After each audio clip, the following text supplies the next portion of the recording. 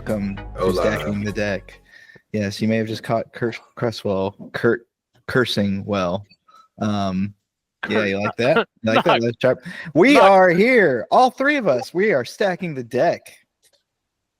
That's right. Easton. The darkest Uchiha. The legend. Dude, the most cursed genjutsu user, dude. Yeah. Holy Every moly. time you keep going back to the refrigerator, trying to get something to eat, you're under my genjutsu. Oh my god. That's hilarious. You keep grabbing for the purple stuff, but it's just Sunny D every You said time. easy every time. Ah, I'm man. down to my dick and balls, you know. Like, what's happening here? All right.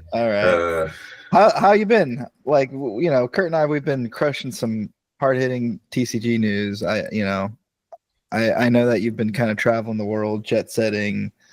No, he's been here every week. Have you not seen him in my background? Yeah, that's right. Yeah, Kurt I was there. It's like cardboard. It's the cardboard Jordan cutout, Yeah. you know. No, I mean, traveling has been fun. I've been traveling a little bit for cards and professionally. I've been playing a little bit of Bo Jackson Battle Arena, and that's been extremely costly, but also somewhat fun. Extremely costly. Like not even like normal, but it's been fun and interesting because I think it's good for stacking the deck because we don't have a lot of exposure to sports cards or even those that demographic in general, and so it's been completely new, very refreshing just to see the mindset, the mentality, the attitude towards sports cards in a creative way, because Bo Jackson Ballerina kind of has it where it's a sports card where there are on-card autos, which is big in the sports card realm. I didn't know that if you had like the freaking Vinny Testaverde autograph card that people go apeshit over, but they combine that with some semi-functional exclusivity because there is a finite amount of those, and then it's tied in with the TCG because there is a power level that's associated with it because of the card game, and people play that. And so I've had a blast getting to know the people, the ecosystem and stuff like that, and it's been rather fun for right now, but super costly. I'm like, Jesus Christ, this stuff is crazy. Classic MetaZoo style or like ×2? Times, I say maybe the number of whales and commitment is ×2, but the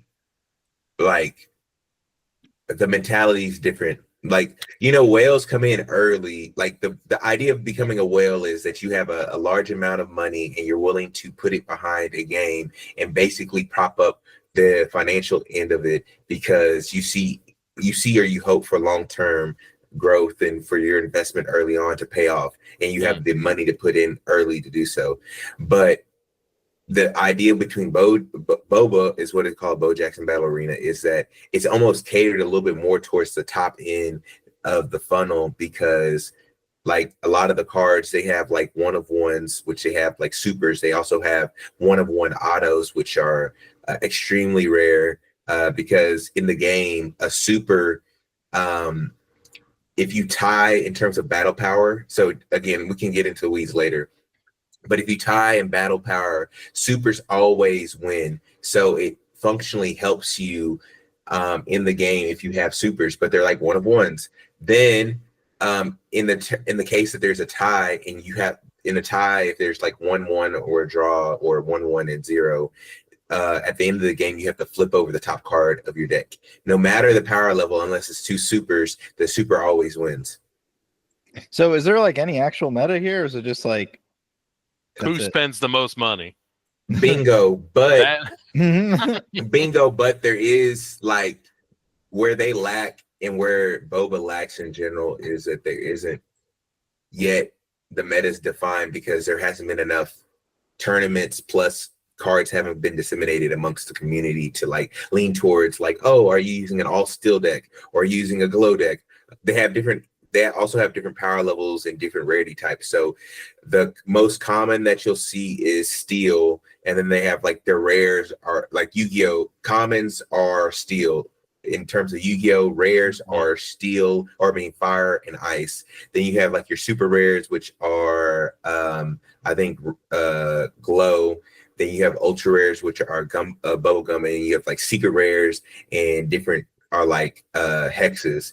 And then from there, there's like different print types and different things like that. Like some things make it a little bit different, make them a little bit more exclusive.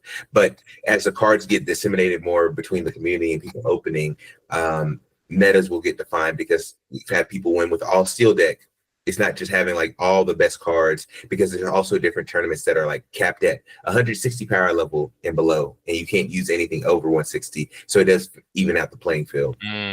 That's the Brokies tournament right there. Yeah, but everybody has to play it because nobody. I mean, that's the only tournament. Yeah, that's the only tournament, and so there is a yearly Apex tournament, which is like their big baller alert tournament, where you get all your supers, you spend all your money, you come to the nationals, and then you ball out. It's like, and that's the big thing. But for the most part, it's kind of interesting because they almost have the same good issue that MetaZoo had, was they didn't print too much. They actually printed too little on their first two sets. For Alpha and Alpha Update, they didn't print a lot of it. And so it's kind of scarce. There's a lot of good demand, and so now people are like trying to get into the game, but you gotta have some supply, and they don't have. Well, they do, but it's kind of like snuck back for tournaments and people holding events and stuff like that. You can't just give it out and the whatnot. But I feel like I missed the boat on that one, so I'm just gonna like sit it out. How many 101s do you have, Easton? I have none. I actually have a 1 of 3. So my pride and my pride and joy is my. Dude, he got it ready for us too. My 80s rad. Oh my gosh. Oh god. My 80s rad Bojax 195. So this is the second highest power level that you can get outside of like the 101 super bows that are 250. So the 80s rad is like the card, the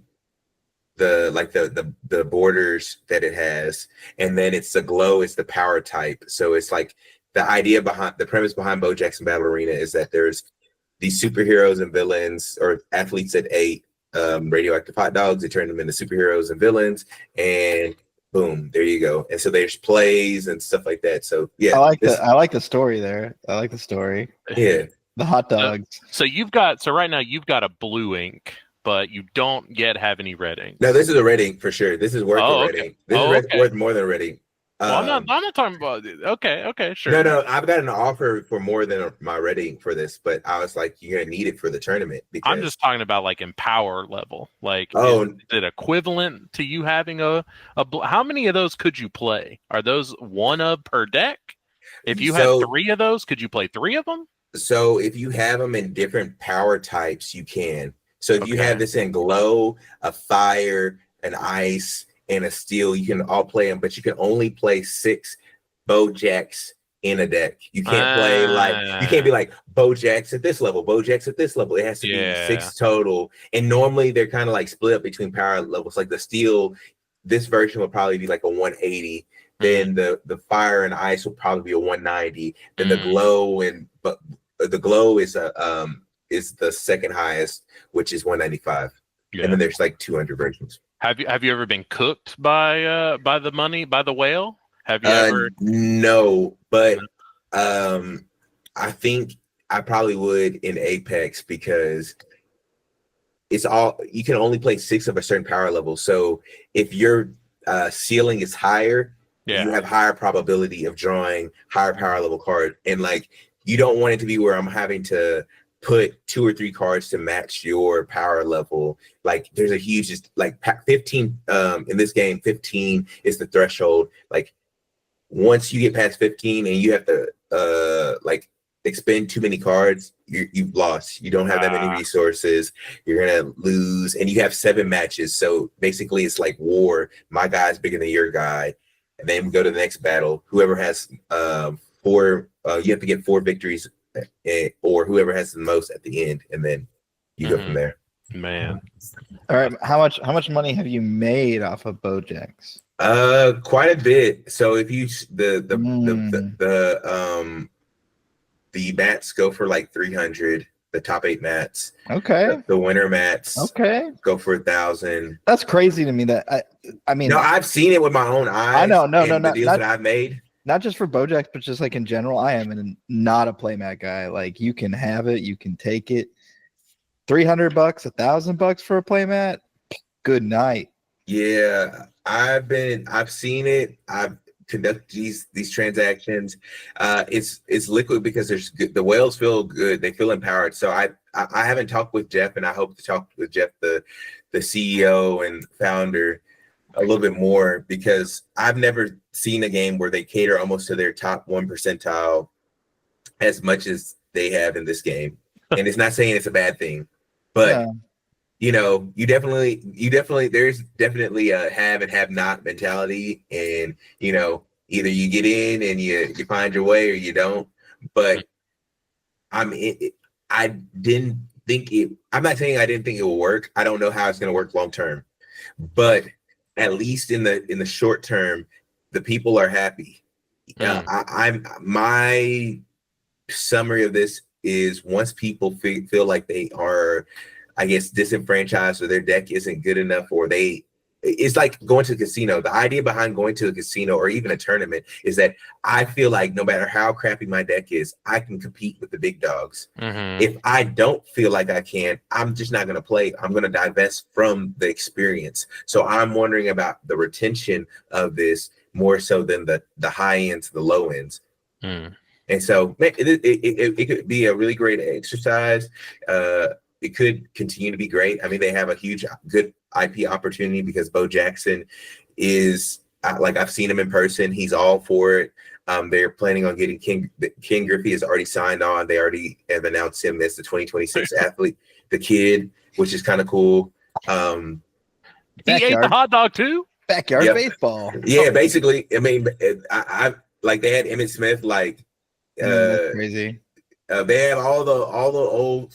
That's what you need, though. Like the millennial, like that's what you do. So here's the strategy, in my opinion. Maybe this is true or not, but like, you actually don't need like popular modern day sports, like all-stars. If you can tap into like the millennial, Gen X sort of like sports stars of that area that are nostalgic, and then you get them into a card game that's also sports cards, I think that's the real value, is nostalgic all-stars. Like you get like a Troy Aikman or whatever the heck. Let me think. They got Gordon Bombay, Emilio Estevez. Is that the guy from Mark McGuire from Mighty Ducks, the coach from Mighty Ducks? Yeah, Bombay. Coach Bombay. Yeah, they got him on in there. They're actually planning on doing even entertainers, so that they have like the sidekick, which is just another hero. So this is like an on-card auto, what one would look like. And they have like... Oh, it's signed too. It's signed. Yeah. Auto, and so they have like sidekicks, and it's more entertainers. So like I said, they have Gordon Bombay, the guy who played Gordon Bombay. He's autographed everything through. They have Jimmy Johnson, Cowboys head coach.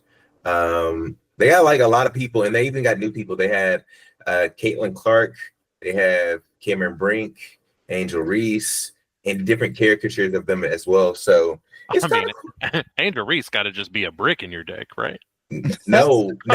So like, there's versions of her that are good, but the basic version, like, unrealistic expectations. Yeah, exactly. And it's weird because like sports fans, they'll speculate on a card because of somebody based on like, a player's like stats. That's so funny. And how good they could be. So like Angel Reese right now, she's like a rookie, but she's not comparative to like an all-star or like somebody who's Hall of Famer. But, you know, people are speculating, like Caitlin Clark early on has been like pulling crazy numbers.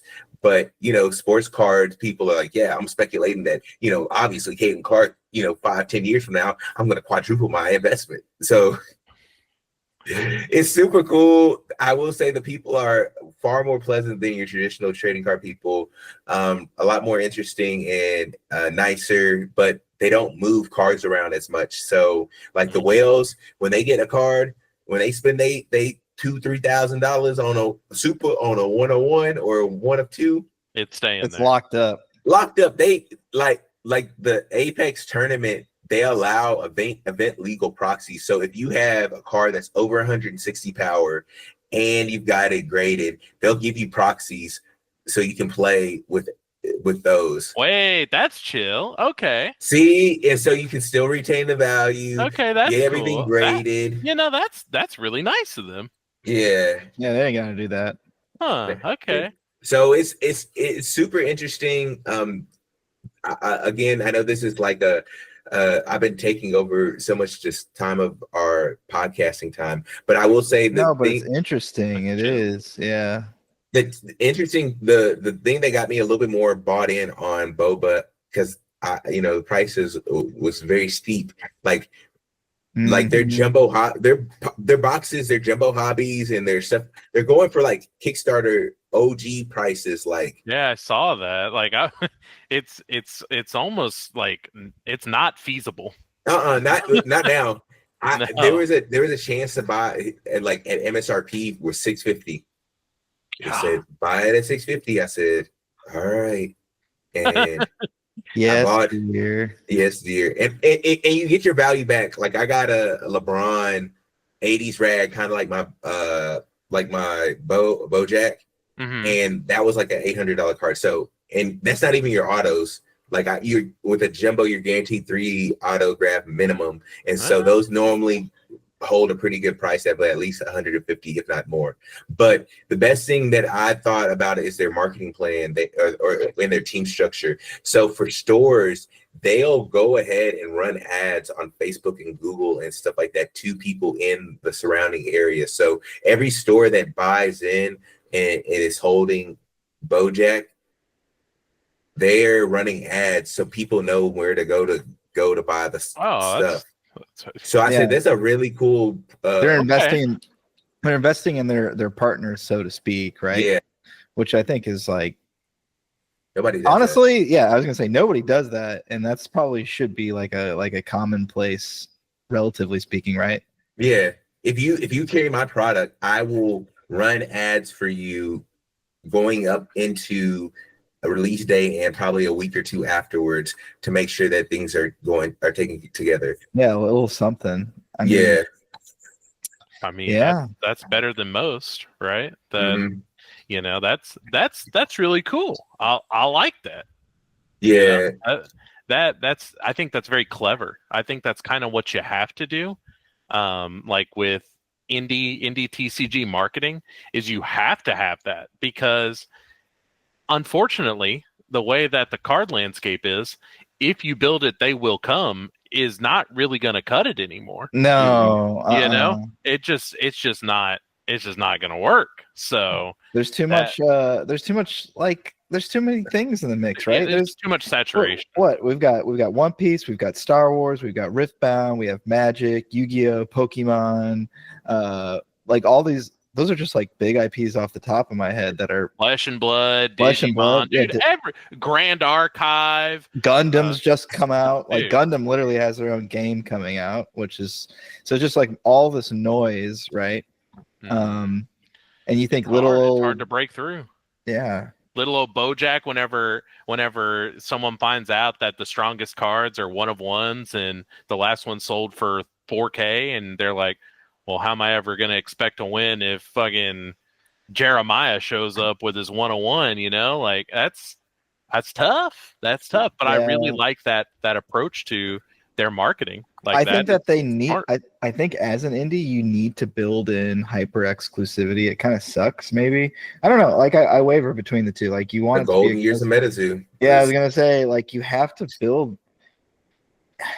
I don't know. Like, if you're not leaning into OP and creating like a really good play environment, then you have to go all in on collectability. You have to make it totally this like hype exclusive thing that to a lot of people that would turn them off. But that's how you get the investors. Like, I don't know. That's what you get people excited to buy into. I don't know. You almost have to have, like, for people to respect you, you almost have to have crazy prices out the gate, because people aren't going to be like, oh, this is a $100 MSRP box, and they're going to be like, this is traditional. You got to have a hook. You have to have a hook, and it's got to be like, oh, you can make tons of money here, or this is valued at this much, and then people stay for like, oh, this is a really cool experience, or the people are pleasant, but that I've gotten from the time of hanging out with these, like, all the Bobo community, is that, like, Jeff has said it explicitly, like, hey, I'm focused on the higher end clients, like making sure that they're happy, making sure that I'm not, like, the value is very important to me, making sure that things are, the tournaments are worth it. Like, I'm going to be have a little bit more information post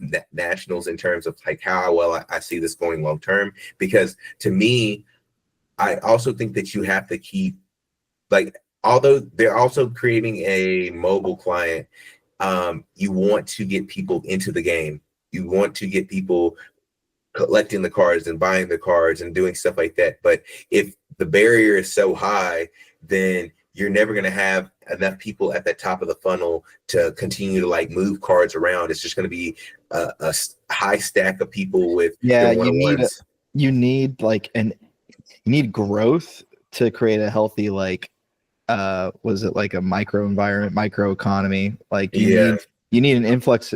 That's what this all, like, TCGs kind of have, that like pyramid scheme nature to them, right? Like, you need somebody to pass the, like, ideally what you paid for this thing is hopefully what you can sell for more for down the road. Yeah. Unless if you just, like, really love the card and you bought it, like, with the price in mind, like, this is what I'm paying for this thing, I'm keeping it forever. But most card people don't operate in that way. There's some that do, but to play in the big tournament, you have to have a 1 out of 99 or out of 99 card, and that's for both the team and the individual. And so they put half in, like, their product in their most recent release. So I kind of like that, though. I kind of like that, to make you open it. And then also it allows people who just open it, who don't have the accessibility to play in the Apex, they sell it off, or they trade it off, or even keep it, because you're going to need it for future Apex tournaments. And you can win 1 out of regionals, and then their 2026 collab with Big League Chew, they'll have a 1 out of 99, like half of the supply will be at this year's nationals, where you can buy or win or participate that way. So we'll see. Wow. I like it. Yeah.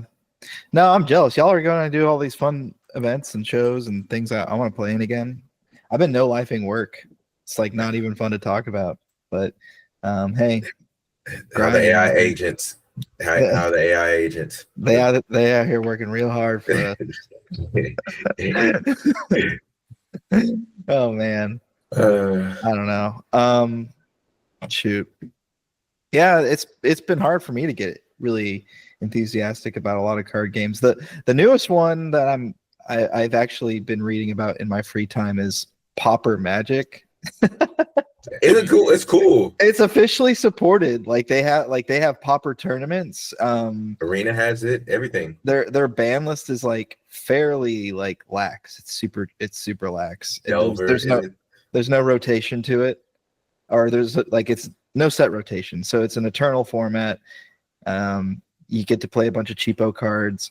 They have like a bunch of funny like, there's like 45 like fairly meta decks within Pauper as a format, and you can pay they're like $50 a deck. So I'm like, okay, I can have fun with this. Not saying the money's not there. It's less sexy. It's less exciting. But as far as, like, oh, what are we playing? What are we looking at? For some reason, Pauper's sort of resonated with me as far as, like, a card game in a format that I could conceivably get down with. That's not. You might as well just play Modern. Hell no, man. No, you can get. I mean, it's just as long. It's a larger, like, player base. Yeah, like you have just as many cards. I think the Pauper community don't they rotate in Modern? not that frequently. Yeah. Like it's longer plus not that frequently, kind of. I don't like that phrasing. Well, I'm saying I don't think that Pauper you have as much of a player base. Like people play Pauper, but it's like, okay, it's not as popular because people want to play with their like the rare cards, or if they get something at a pre-release, like most Friday Night Magic stuff like that, they're playing Modern. What I like about Pauper is like you can play like the vintage commons from like forever ago.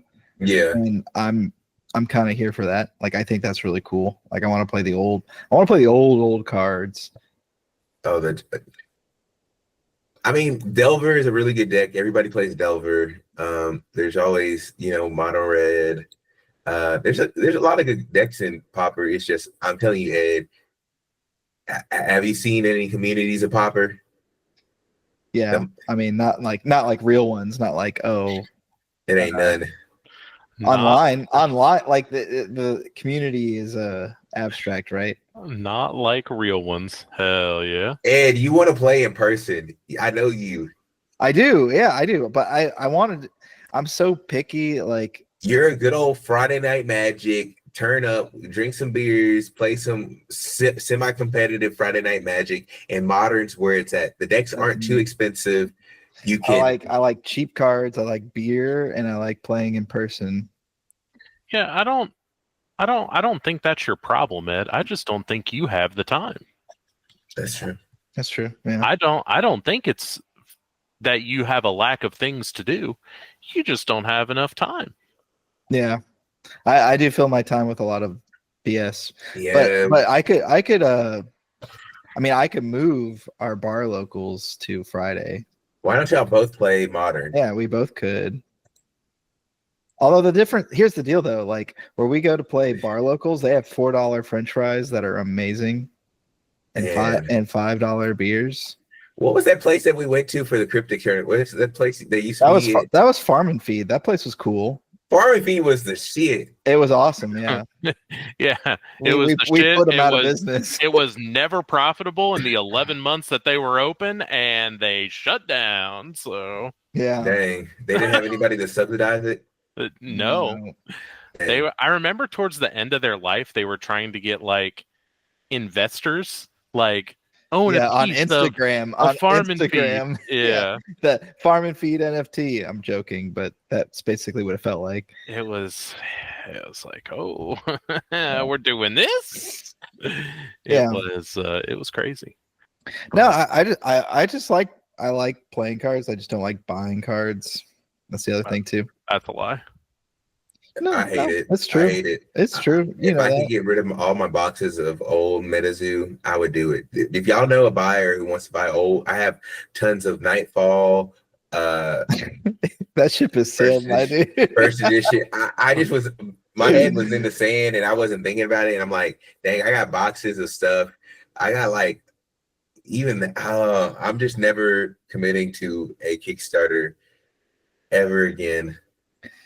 Yeah, I got Nom Nom. That's how oh my god, yeah, that's how I feel about. I dodged that one. I was trying to be supportive. Yeah, that's what you get for being supportive. Is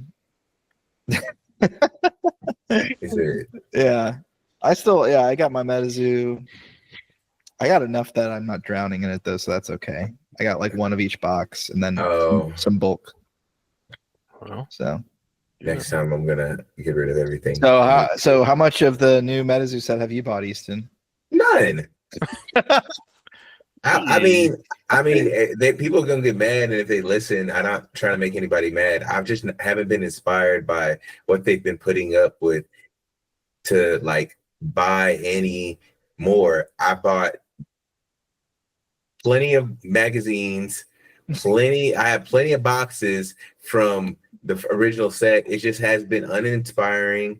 I'm unmotivated. They don't like, I think it sounds cool that they tried to like chart their own path. And I'm not gonna lie, some of the artwork looks sick, some of the stuff looks cool, but the gameplay isn't like, I played it, so we can wipe that out. It's fun, it's simple, it's cool. It's just that I don't think that they understand the saturation of these very polished games.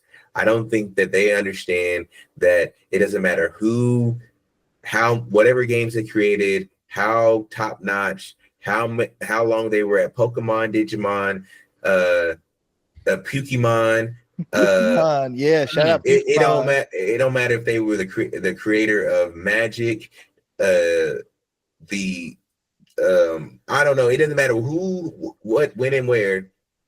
That the majority of the fan base was there because it was unhinged Magic that had some legitimacy. That's what people want.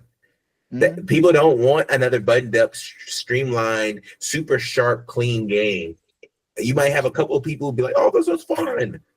You're seeing now, and I'm sure you're seeing in the sales that people aren't very interested in if they wanted an experience like that, they would probably go to a game that they have a chance of making $250,000. They would have went to Flesh and Blood. They would go to Riftbound. They would go to Lorcana. They would go to One Piece, where they're guaranteed that if I win something, I can flip this in 5 minutes for 5 figures, 6 figures, etc. And so people just want to play a unhinged Magic that's somewhat legitimate and have a good time. But they didn't want that. They wanted to be buttoned up, and that's it. I've said this before. I think they misunderstood the MetaZoo original community, at least, where people I don't think anybody looked at MetaZoo and said this was a great game. No. Nobody was like, wow, this is the game. Like, this is a tight gameplay. I like playing MetaZoo because it's really, well crafted. No, everybody played it because you could make money on it. Conceivably, they had in-person events, like real events to go to and travel to. The community was funny, and you could do silly things with the fourth walls that kind of made it like, it was almost like a caricature of itself. So that's kind of what made it fun. Was like I like to believe to some level, like, everybody knew how stupid it was, and that, like, we were all in on the joke, which made it kind of fun. Yeah, it was a goal. Yeah, right. It was stupid, but that was the joke, right? Yeah, it was stupid as you win $20,000. Like, it was funny, but and everyone was like, "Oh, dude, you didn't put your goggles on whenever you casted Ugwug. Sorry, dumbass. Looks like you're at a top cut." I mean, it's so funny. Like, what? it was the nature of, and the team is really good and really polished, but Charlie isn't a great cult leader.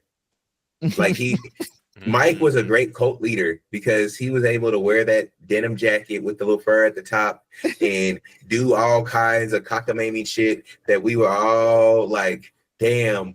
Well, you got to sell the hoop dream, the bait. You got to sell the hoop dreams. Yeah. Like, I want to cast it, and everybody in Roswell, New Mexico. Yeah, we're gonna buy the real estate. We're gonna buy the land. We're gonna build a tower, and the caster can stay there. Yeah. And I'll pay him a salary, and you're like, holy shit! What the hell? He just talked to the mayor and got a really good deal on real estate. Like, Charlie isn't a good cult leader. He's too nice. He's too polished. He's too professional. The whole team is. The fact of the matter was, Andy was the greatest. He was like Tagoro's brother. Like, if you watch the Yu Hakusho, Andy's like Tagoro's brother that was on the shoulder that was like, yes. That.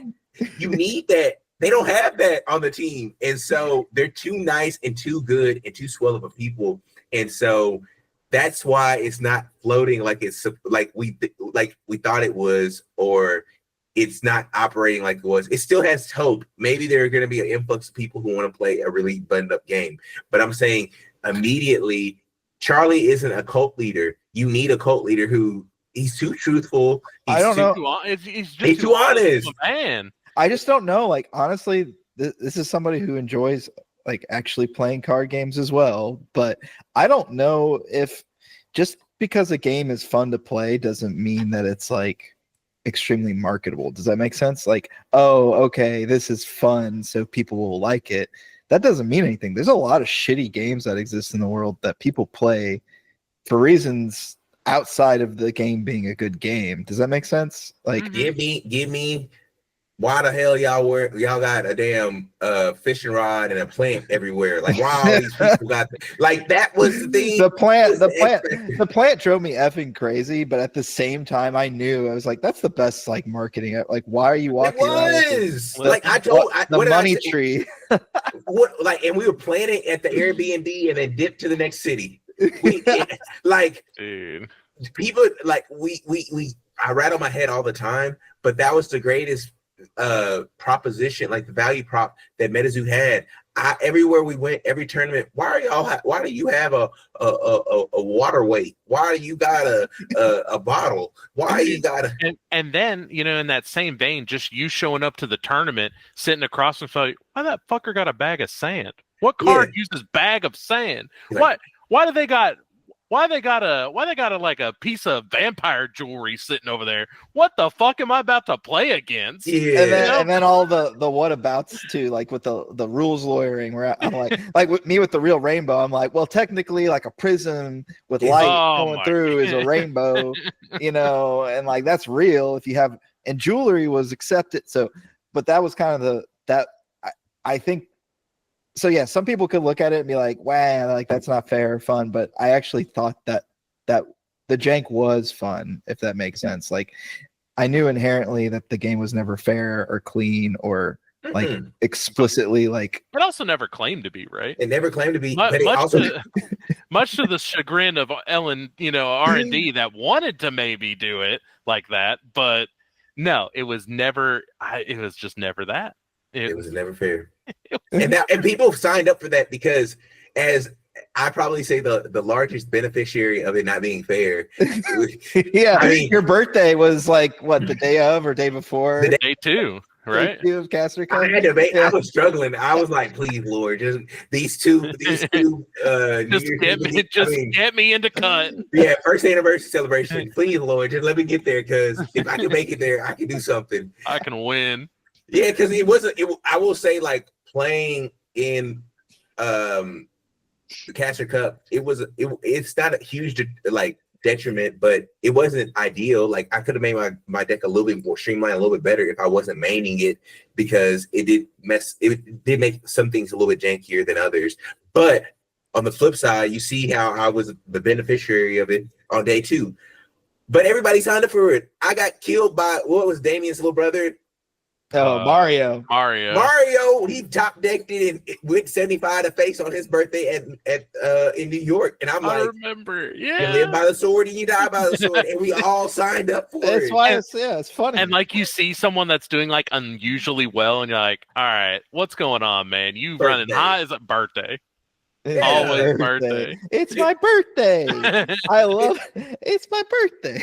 And it was fine. It was fine. And I mean, again, we're talking about this, but the biggest thing is the marketing in terms of like the value prop that separates it from other games, to the value that you're able to give to the players, or everybody, because players, if I feel like I can recoup on my investment, I'm going to play and I'm going to go that much harder, and I'm also going to evangelize.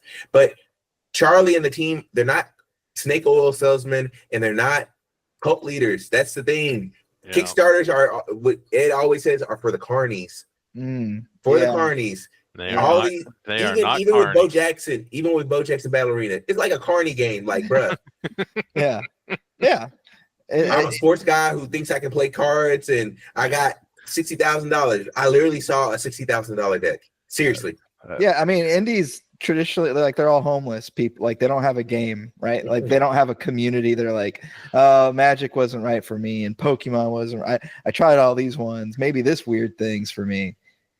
And they'll ride for you, but you have to have a cult leader. Yeah, you gotta have a cult leader. Yeah. We don't have that. Like, Mike was the perfect cult leader. He'd get us to go to Roswell. He'd show up with these random people every event, just rotate them out. He'd show up to New York. He'd show up to Seattle. He'd take people's statues, not give it back to them. Oh, we love that. I love it. The news too, the drama. So that's the other thing. My other like suspicion too is like I think some people liked MetaZoo just for like the drama, talking about it. It was like a like a sitcom, or not sitcom, but like a reality show. What happened next? Yeah, but that's great because it always kept. The thing is, you always want the dialogue going. I tried expressing this in the MetaZoo Discord a couple days ago, where it's like, because you get a lot of people every now and then, like old Zooers will pop in there, and then there's like the 5 ride or dies for new Zoo that go in there and they go like, oh, old Zoo's dead, you guys leave, and it's like, I love the new game. That's what they say. I mean, that's all I can say about it is the game is fun, but that's it. Like the conversation stops there.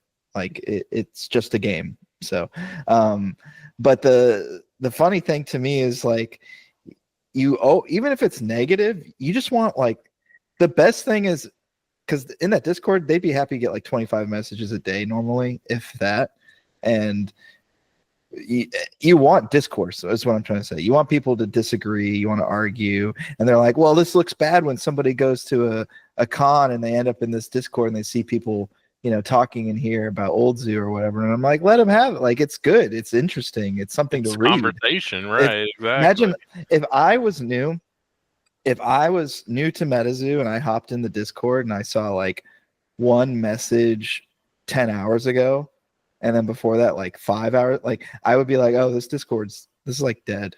This is like, why? Like, nobody plays this game. That would be my initial reaction. It wouldn't be like, oh wow, what's this hot topic of debate that people are talking about? Right, exactly. What are people talking about? Old Zoo? What does that mean? Like, why do they keep saying that it's like old Zoo is better and this game's garbage? Like, okay, then what's going on? And yeah, it's weird. It's such a weird phenomenon, but like not in a positive way. Like it's the opposite end of the spectrum. I don't want anybody to be mad at us. I mean, again, I know that we've all gone on our tirades about what we think about it, but I still have hope. Me too. I come from the position I want MetaZoo, even if I don't play it or love it, I want it to exist as long as possible. He said, "I got playtesters. Listen, I need to move them. I need to move them. I got to recoup on my investment of time." One big tournament, we're all back. I mean, that's just it. We've been saying this for the last 3-6 months, right? You're right. Big tournament, we're back. You're right. Yeah. Big tournament, we're all buying in, and we'll go play. Absolutely. But when that happens, who knows? But for that gold-plated Mothman, who's gonna buy it? I mean, who knows? Somebody will. I know they will. Who knows? Hey, if anything, I'll bring to the pawn shop and get scrap gold for it. Yeah, but it can't be a doodled on Terra card with a trophy. All right, that's the caveat. It's got to be. I want a real trophy. It's got to be for real. I want me a big check. No, we need to get like Charlie to do some coke and then stay up to like 4 a.m. and then be like, all right, Charlie, write out the OP that like we're gonna roll out OP in the next 2 months and we're gonna do towers. Dream up the craziest thing you could come up with. That was just Mike's idea. That's what I'm saying. That's how you get. That's how you get. Yeah, that's how you get MetaZoo 1. Yeah, like I don't know. It's just that there were some ideas that were good for me. No, I'm just saying like we got to turn Charlie into. Or we could have Charlie like write out or say that he's written out the completion of the MetaZoo comics, and then like keep teasing everybody that he's finished them, and then like sporadically like say, oh, do you like this bear brick? Oh, do you like this video game? Oh, we're meeting with people in California for a Netflix series. Like, I don't know, but he was the greatest cult leader of all time, because even now I don't know if they've gotten it. Like, he's been able to skate by pretty like easily in life. I don't think that they've been able to like sue him, get any money. It's like let's just break this down. They got the IP. He's extracted every bit from it, and I don't know how much is him or if it's Steve. Got somebody to bail out on the bankruptcy. Got somebody to buy it. Not only has it not come close to where they were at, but it might have regressed from that point. Like, it's people aren't nearly as excited as they were beforehand. From that, he has no lawsuits. He got a bunch of nerds to buy art that he stole to pay for his lawyers, which he probably already had the money to pay for in the first place. Of course. Dude, the image of Mike sitting on his couch in his home talking to Bailey post bankruptcy will be forever burned into my fucking memory. Like, just seeing him sitting there, big fucking smile on his face. Guys, there's more to come. All I'm gonna say, I'm not gonna say much. I'm gonna come. But you're gonna come. Yeah. It's the damn fucking Bayaya iceberg, dude. The Bayaya blues. Meanwhile, I'm over here trying to create burners in the freaking salt cavern. Red wall. I'm the canary in the coal mine telling you, don't do it. I'm over here like trying to expose what I do know, and everybody's like, well, there's a pre-orders, and I'm gonna get my disclosure 2.0, and wrong number. It's like wrong. It was like, never the right number. you don't know what you're talking about. How you know this? Oh my god. Oh good. Meanwhile, Argos is dumping on everybody, saying he's buying a coffee shop that we never ever saw. Hey, card shop, coffee shop. Where's Argos Farm and Feed, man? What the hell? Oh my goodness. Yeah, I mean the whole stories will forever be like this convoluted, twisted thing. All I can say though is people, like, whatever you do, going back to the cult leader thing, you need like a personality for your indie, because you like to think that you can compete against 1-to-1 on our game is good. Well, what does that mean when it compares against a field of, again, Riftbound, One Piece, Magic, Pokemon, Yu-Gi-Oh, Star Wars, Lorcana. Like, what is that? I mean, even Flesh and Blood, man.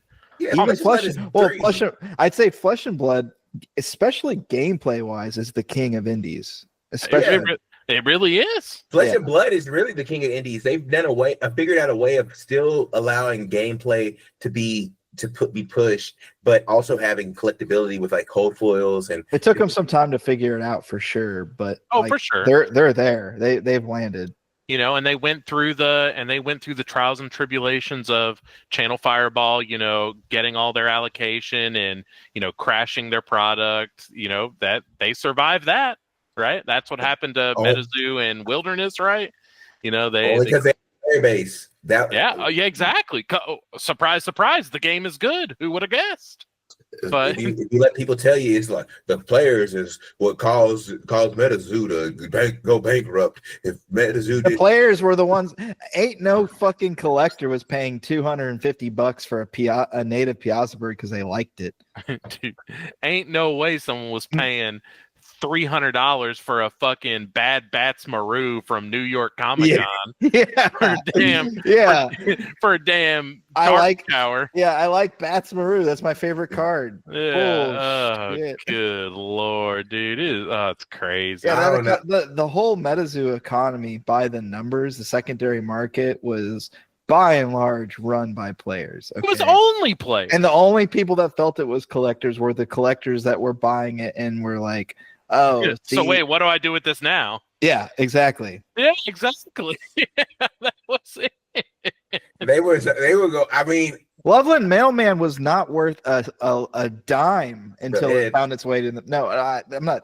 It's not even a credit thing. I'm just saying it was not worth a dime until it was discovered as a playable card in a water meta. Otherwise, that card, it was not worth it. It was it was a free card that came with your first anniversary, and you're like, okay, cool. Oh wow, I got one of these. Yeah. And the only thing that made it good was that it could kill Crab, because Crab was it. Crab was a great. Crab. It had the numbers. Crab was the greatest. Was the greatest comment I think of any card game ever. That thing was busted. Yeah. Yeah. I mean, kill something. You can paralyze something. You can draw a card if you kill it. It heals. Takes half damage. Greatest card. Kevin Cody special, dude. Greatest comment ever. Dude, we love it. Well, guys, in other news, I did play some cards this weekend as well. What'd you get into? Okay, let's not. Come on, man. Let me build up. We're gonna change the subject. It better be like, I spanked all these sorcery players. Let me at least build up the disappointment instead of like you just hit me, right at the rib. All right, for those of you that don't want to listen, I bubbled out at 9th place and did not make top 8. Hell yeah! But get dinner early. I didn't. God, I wish we had the worst Mexican food of my life. Anyways, played some sorcery this weekend. It was fun. This was like their first organized play weekend for store championships. Oh, this was the band Magoo. Yes. So I asked. So the guy that puts together the sorcery tournaments in Denton works for the company. He's the event coordinator for sorcery for Eric's Curiosa. And I asked him, I was like, man, why'd you do this? And he goes, well, the way that the company really wants to do it is it's a store championship. You should run it how the store wants it to be run. And the night that we were all talking about it, people came to the agreement. They're like, well, do we want to like do any special rules or anything like that? Do we want to ban anything? And the people that were at the store were like, I don't want to play against Arc Magoo. So he's like, okay, I'll just ban it. And that was that. So they did unofficially ban an avatar for this tournament just because it's the control avatar. It's the one that just grinds you out of the game until you just lose because they'll kill you in 2 turns. So control. I don't like control. That's right. Loser. Unfun.deck. But no, it was a great time. I'm sure everyone knows, at least in the DFW, probably the Texas, Oklahoma, Louisiana, maybe even Colorado area, of Reaper Game Store in Denton. People know Reaper internationally. Oh yeah. So that's where that was. We had a full 32. It was capped at 32. That's the largest that you can have for these types of tournaments. Had a lot of fun. Again, did scrub out in 9th place because one of my losses had to win his last round, and he did not. So I scrubbed out on resistance. He was the 8th seed. I was the 9th seed. So, it is what it is. What'd you play? I played Avatar of Air. That's right. Yeah, you mentioned that. Played one of the alpha avatars that has a very unique effect. All of the alpha avatars have really cool, unique effects, and I thought about spicing it up. Very funny that like half the field was just, since there was no Arc Magoo, everyone was just playing the deck that got 2nd place in the Sorcery League Championship, which was Druid. Half of the 32 people, at least half, were playing Druid. So it was kind of silly, but it was a lot of fun. I had a lot of fun. Good way to kick it off and get ready for. Well, Pete, did Druid win, I guess, right? I don't know what won. Whenever you scrub out of top 8, you just get frustrated and then not care anymore. So yeah, I have no idea. I have no idea what won, but I don't blame you. It was a good precursor to get me back into that competitive mindset for Gen Con, where it really matters, where I got to play against 128 other nerds. And the goal is top 4. The goal is top 4 at Gen Con, because if you top 4 Gen Con, whatever avatar you played to get to top 4, they will give it a unique 1-of-1 foiling treatment and give that back to you. They will print you a unique 1-of-1 foil of whatever avatar you use. Cha-ching. So that's yeah.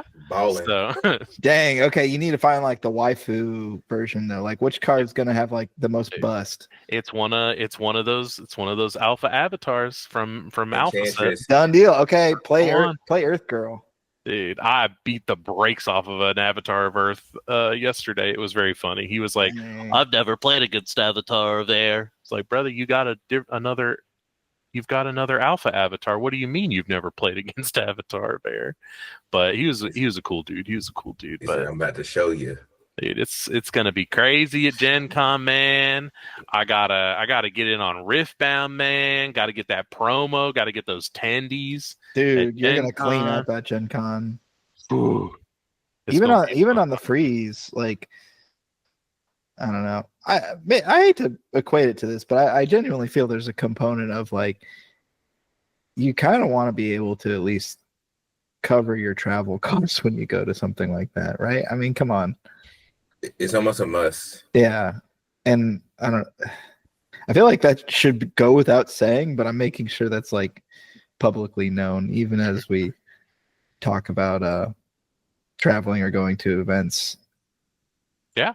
Oh, for sure. You know, it's whenever I explained it to my partner who's going with me, they were like, "Well, why the hell am I just walking around and looking at stuff? I need to start standing in line to get these free tendies." And I said, yes, man. Yes, that's why you bring a +1. That's why we go. It's time to get that money.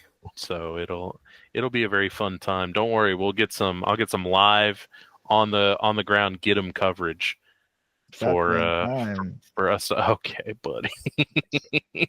Excellent.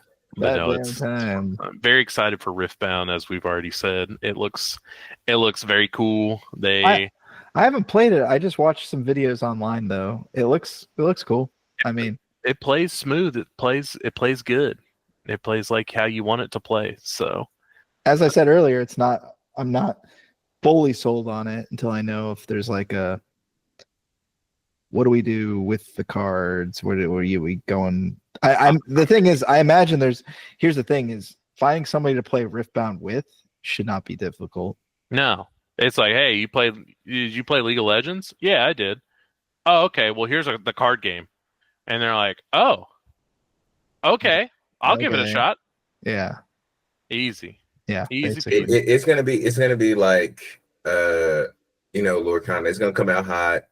Yep. You're gonna play. Lorcana's still hot. Yeah. No. I think again, it surprised me, but they did smart where they future new sets and it kind of rotated things out, and I think they've made it a little bit more player friendly. So overall, I Lorcana's exceeded my expectations. Look, One Piece has exceeded my expectations. I think they probably plan on blowing them up a lot sooner, but they're like, dang, we can't stop this. We don't even have to give cash. We can just give you cards, and then y'all keep buying product and you keep showing up for tournaments. And so we got to keep the good times rolling. But it'll probably be along those lines. And then they also have, leagues like expansive pocketbooks. So it's probably going to bring a lot of the big dogs out, whether it be from Magic or all of them. Flesh and Blood. I had so many friends from Flesh and Blood, Magic, people transition to Lorcana say they're going to play Riftbound as well. So it's going to be cool. It's going to be cool. Oh, also bought a $100 Flesh and Blood box and pulled $500 worth of cards. So we love that. We love that. Hey. Quick question. So I'd be down to play some Fab sometime. Hey, I like Blitz. I like Blitz though. Oh, we are worlds apart. Traditional constructed gamers only in this Flesh and Blood household. Dang. Okay. Hey, we'll go play a pre-release. That's Blitz. So you can go play a pre-release. It's Blitz only. Make some tendies. But you said you had a question, Easton. I'll flag questions now. Go ahead. What do you all do with your extra cards? Like, is it like, have you been just stockpiling stuff, or you? They're all right here. They're all on the floor right here. So do you throw things away? The bulk? Nah, I keep all the bulk. I like my off games, like my non-main games, I keep all the bulk. I honestly, the only game I don't keep bulk of anymore is Pokemon, just because I already have so much of it, and I'm like, what's 20 more cards? I'm like, so you're traveling from new place to new place, and you're taking all your bulk with you. Yeah. Oh my god. I sure am. It's Dude, in the closet right over here. Bulk. That's part of why I really don't like buying cards. I got rid of all my MetaZoo bulk. Bulk stresses me out, man. Bulk is stressing me out. It does. Like I don't even like looking at it. Like if it was up to me, I wish I would just like have a desk and maybe a drawer full of cards, but now I have like a shelf full of cards. I don't know how we got there, but we got there. Yeah, that's my thing right now is I should have been a little bit more proactive in selling. I just never thought about it like that. I've never been a seller. I've always just been. Well, it takes a lot of effort, dude. Like it's actually like time. Like even like I have like a Yu-Gi-Oh quarter century cards that are like it's $10. I could sell it on eBay. I could just sell it, but I have to take a photo and then I have to make a listing. I mean, and then I gotta like put it in an envelope and package it and ship it out. And you know, is that worth $10 to me? I'm just Mm-hmm. But anything less, I think $10 is like my threshold. Anything less, I'm kind of like, I don't know. I don't know how TCG sellers do it for when they sell like the 30-cent card. Yeah, I don't know either. It blows my mind. It's got to be. This is my theory. The people that list the 20-cent cards are just like wishing, hoping, praying, banking on you going to their store to get that free shipping. And that's it, yeah. So they make the $5 sales, which is really a $4 sale, right? Because envelope, stamp, dude, stamps are up to like 78 cents. So it's like envelope, stamp, shipping shield, and the piece of paper to wrap it in is about $1. Yeah, so, and then whatever your time. I mean, hopefully you think even if it does take you 10 minutes to 15 minutes of your time. Man, I sure hope not. It takes me like a minute tops to pack one of my orders, but I guess my problem is like I don't know where to find half my stuff. I'm like, oh, where's the stamp? Where's the envelope? Now I gotta go. It's right here, man. It's right. I gotta go turn my printer on. It's right at it's right at the shipping station over here. Does my printer have ink? Are you high right now? Do you get nervous? Every day is like. Dude, speaking of my printer, I'm out of paper. I was trying to print. See? Yeah. You said it's easy, man. You just wait. That's what my life's like. No, yeah, that's what your life's like. Mm-hmm. Look, I got my little envelopes, got my little labels on them. We're ready to go, dude. Mm-hmm. We're ready to go. The margins, man. Dude, the margin. No, it's good. Yeah, cards are fun. Yeah, we like playing cards. We do. Catch some on-site Giddm Games GOAT format Yu-Gi-Oh coming to a channel near you. We should do that, man. We'll get some like Calvin Yugioh style video. We should. First person at bar locals. Let's do it. Let's do it. Yeah, we just need we could use our phone or something. I don't know. Yeah. Let's figure it out. Put it between your legs. Again, this episode, we're not trying to be too hard on people. We don't hate anybody. Never. A lot of this is like pretty tongue in cheek and kind of like satire. Easton's having regrets. Because I was thinking about it. He's like, I was mean. I was thinking about it and I was like, dang. Like they're gonna be like, Easton is just hating. I'm like, no, it's not that. I need to be as a card player. I just want to be motivated to play. And like right now, nobody's motivated to play. And right now, it's my Bojack 101. It's my retro Bojack 195 power. Slap your mama. Yeah. Frank's Red Hot stamped. Yeah, I'm over here. I wish. I put that shit in every deck. I'm like, I got an Eddie George signature. Oh my God. Hey, he said, hey, you think I can show you my cards real quick? Yeah, they got Steady Eddie. That's what they call them. Dang. Let's see what else I got. Thurman Thomas, Johnny Damon. If you play baseball, the Yankees player. You got Ojama Trio though. Ojama Trio was the core.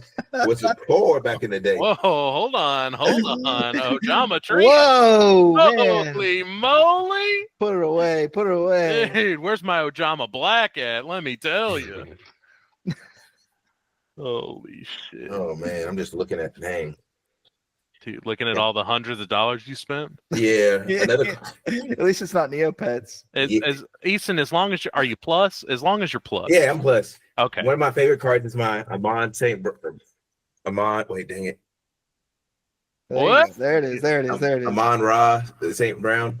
I don't know if you know who that is. Kurt. What does that mean, Kurt? Yeah. Do you know who he is? Like Ed's supposed to know, or maybe of Ed. Course. What do you know, Kurt? I don't know who that is. Wide receiver for the Detroit Lions. Well, only the toilet wide receiver I know is Megatron, and he's been at the game for a while. Megatron. Yeah. Megatron. They should bring him back. They should. Dude, they should put him in the game. He's so crazy. Yeah. I'm gonna tell him. I'm gonna be like, hey Jeff, go ahead and get Megatron. He single-handedly made the toilet fans root for the Lions again. The toilet. That's right. The toilet. The trash, you know? The trash.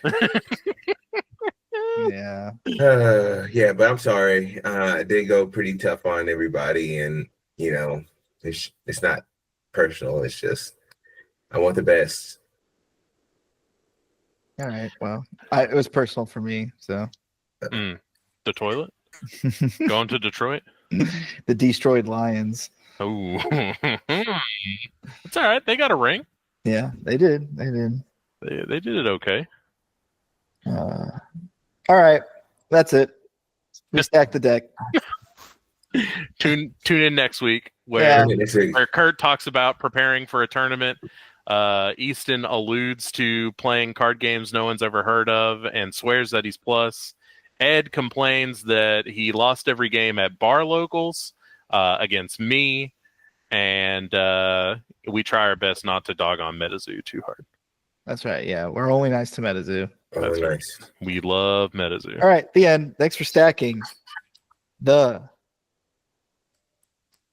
Dick? deck. Stacking the toilet. The toilet. All right, see you, fellas. Peace, gang.